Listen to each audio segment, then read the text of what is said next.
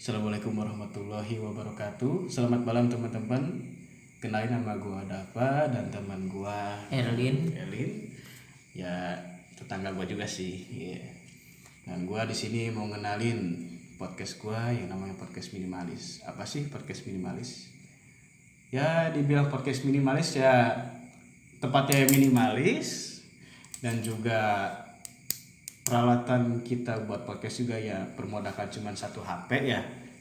Ya yang penting minimalis itu dengan artian sederhana lah, podcast sederhana lah gitu.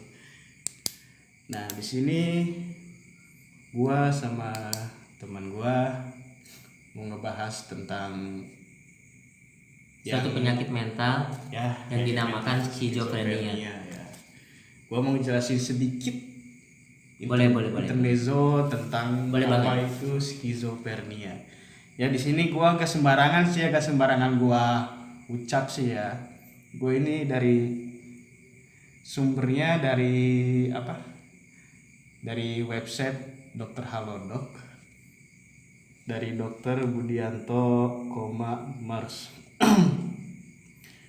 Pengertian skizofrenia adalah gangguan kejiwaan yang terjadi ketika penghidapnya mengalami halusinasi. Nah, kebetulan ya tetangga gua, Bang Erlin, mungkin sekarang lagi pemulihan ya Bang ya? Iya, sedang pemulihan dari skizofrenia. Dari udah berapa tahun? Kurang lebih dari 2016 ke 2023 udah beberapa kali terkena gitu. Mungkin dari 2016 sampai 2000 sekarang berarti 2025 udah hampir 9 tahunan berarti ya. Iya. Tapi sekarang udah tahap pemulihan kan ya. Tahap pemulihan. Itu gejala awalnya gimana sih? Jadi gejala awal itu kita itu susah berekspresi ya. Kalau misalkan kita mau berekspresi itu datar, kelihatannya datar seperti orang melamun seperti itu. Ya seperti itu gejalanya. Gejala awalnya gitu ya. Jadi kayak tatapan kosong gitu ya. Tatapan kosong seperti itu ya. Ini menurut versi Bang Erin aja ini Pak ya. Iya. Terus penyebabnya apa sih yang bisa menyebabkan skizofrenia itu? Yang pertama ada genetik, yaitu dari mungkin kedua orang tua pernah punya pengalaman waktu dulunya gitu. Atau mungkin juga dari permasalahan yang datang gitu, entah itu konflik apa gitu dalam hidupnya sehingga membebani pikirannya seperti itu. Atau juga yang lainnya ya banyak sih faktornya, sepertinya faktor yang genetik itu yang umum lah ya, yang biasanya di hidupnya gitu. Ya.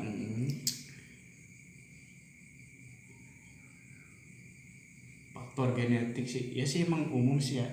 Faktor genetik ya. Gejala-gejala awal bisa kena skizofrenia itu kenapa? Apa dari tekanan kerja kah atau dari ya mungkin dari omongan-omongan orang kah? Kalau saya pribadi sih dahulu pernah konflik sama teman ya.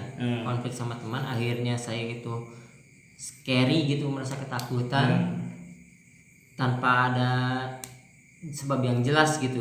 Jadi kita seperti shock gitu. Akhirnya pikiran terbebani dan ya terjadilah skizofrenia itu. Tapi apakah begadang bisa? Apa pernah mengalami shift malam gitu ketika kerja gitu? Iya, dahulu jadi ceritanya saya tuh kerja lebih banyak shift malamnya daripada shift paginya gitu. Jadi terlalu begadang juga itu setiap malam tuh kurang bagus. Jadi efeknya kepada kesehatan sendiri kita. Ini tips aja dari saya, tips. Jangan suka begadang aja. Yang suka begadang. Iya, gak bagus itu. Ngaruh ke otak juga kan? Ngaruh ke otak ya. Jadi untuk sekarang pengobatan apa sih yang udah dijalani? Sekarang pengobatan saya itu kontrol ke rumah sakit lewat rekomendasi dari puskesmas untuk dirujuk ke rumah sakit Marzuki Mahdi. Di sana saya mengambil obat di sana di RS Marzuki Mahdi. juga masih tahap pemulihan sih sampai sekarang. Pemulihan. Gejala awalnya berarti dari jam tidur juga ngaruh juga ya? Jam tidur harus cukup, istirahat cukup. Istirahat cukup itu penting sekali. Awal-awal kena diagnosisnya tuh kapan deh? Tahu nggak? Itu Masih ingat waktu nggak? tahun 2014, gejala awal tuh 2014. Nah, Waktu masih kerja di ada satu perusahaan gitu ya, farmasi gitulah. Saya pernah farmasi bekerja, gitu ya? iya, perusahaan farmasi, saya pernah bekerja di sana. Jadi awal mulanya gejalanya waktu saya lagi kerja gitu. Waktu lagi kerja. Iya. Di kerja terus jam kerjanya terlalu lebih kah atau apa karena shift malam terus apa? Sebenarnya sih ada pemicunya, cuman kalau dibilang itu ada pemicunya utama, saya juga nggak kurang yakin gitu ya. Jadi di sana ada konflik sama temen. Akhirnya pikiran saya terbebani dengan masalah itu. Akhirnya saya kenalah gejala skizofrenia seperti itu. Skizofrenia seperti itu. Sekarang berarti yang dijalani obat-obat herbal juga ada? Kalau obat herbal itu nggak ada sebenarnya, harus pakai obat yang ya dari dokter gitu ya, dari dokter, bukan obat herbal gitu. Sekarang jadi skizofrenia apa yang apa ya namanya? Yang lagi dirasain. Gitu. Ya.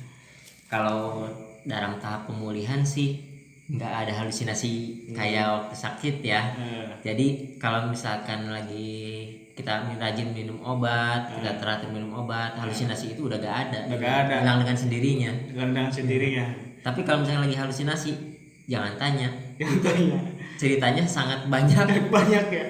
Pasti ada lucunya juga pasti. Ada yang kocak-kocak ada. Apa sih yang dilihat saat halusinasi dengan berbeda nggak sama kita? Saya kasih tahu dulu ya. Bisa jadi yang dilihat itu penglihatan orang yang terkena skizofrenia itu cuman sebatas sedotan, lubang dalam sedotan, sebesar itu aja. Tapi imajinasinya tinggi gitu. Karena yang bekerja itu alam bawah sadarnya gitu, yang dominannya gitu. Kadang-kala saya misalkan sukanya suka sesuatu dari film ya. Nanti yang keluar tuh bisa jadi keluar. Misalnya kita suka film Transformer lah contohnya saya.